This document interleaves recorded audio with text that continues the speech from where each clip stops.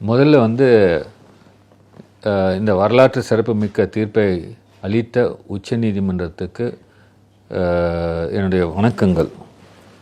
அதே போல் இந்த வழக்கை எடுத்து நீதிமன்றம் வரைக்கும் சென்று மாநில சுயாட்சியை நிலைநாட்டிய எங்களுடைய முதல்வருக்கும் என்னுடைய நன்றியை தெரிவித்துக் கொள்கிறேன்.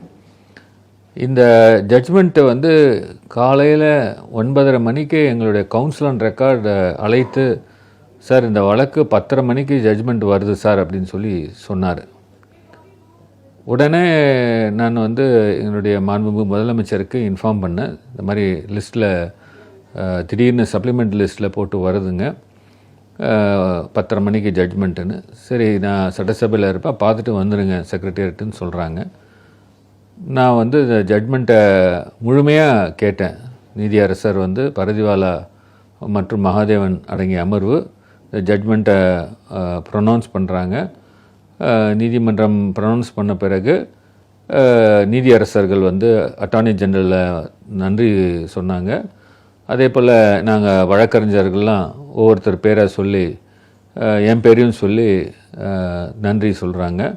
இந்த வழக்கை வந்து எல்லாருடைய கான்ட்ரிபியூஷன்ஸ் வந்து இதனால தான் எங்களால் எழுத முடியுது ஜட்ஜ்மெண்ட்டு அப்படின்னு சொல்கிறாங்க. அப்பொழுது வந்து இவர் அட்டார்னி ஜெனரல் ஆர்டிக்கல் 142 பற்றி சொல்லணுன்றாரு. இதில் ஜட்ஜ்மெண்ட்லாம் நான் ப்ரொனவுன்ஸ் பண்ணிட்டேன், அவ்வளோதான் முடிஞ்சு போச்சு அப்படின்னு சொல்லி சொல்கிறாங்க. அன்றைய தினம் வந்து தீர்ப்பு மட்டும்தான், தீர்ப்பு மட்டும்தான், வாதத்துக்கு வேலையே கிடையாது. வாதத்துக்கு வேலையே கிடையாது.